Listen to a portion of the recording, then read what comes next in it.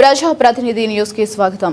మండల కేంద్రమైన రాజుపాలెం గ్రామంలో ఆర్ఆర్ఆర్ సెంటర్లో ఆగస్టు 3న నూనావత్ పవన్ కుమార్ నాయక్ మరణించిన సంఘటనపై రాజుపాలెం పోలీస్ స్టేషన్లో సిఆర్ నెంబర్ 77-2026 US 194 BNSS కింద కేసు నమోదు చేసిన దర్యాప్తు నిర్వహించారు.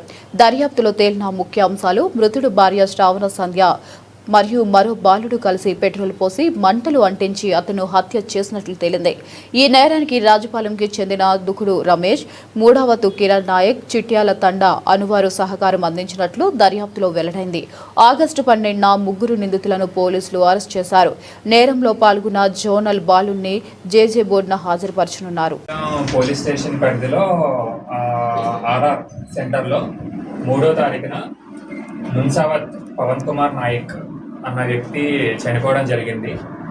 సో దాంట్లో భాగంగా crime number 77/2026 under section 194 BNSS కింద రాజుపాలెం పోలీస్ స్టేషన్లో కేసు నమోదు చేయడం జరిగింది.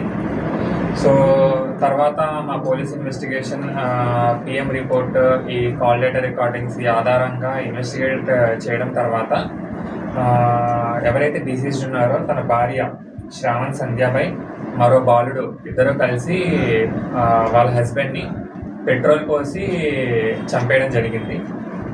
సో ఈ అఫెన్స్లో భార్య శ్రావణ్ సంధ్యాపై అదేవిధంగా జూనియర్ బాలుడితో పాటు దుడుకు రమేష్ మరియు మూడవత్ కిరణ్ నాయక్, చిట్యాల తండా వీళ్ళిద్దరూ కూడా వాళ్ళ భార్యకి హెల్ప్ చేశారు.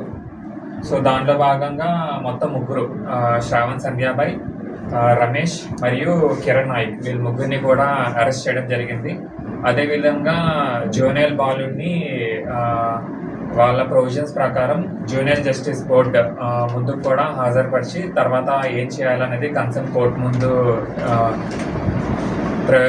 ప్రవేశపెట్టి చేస్తాము.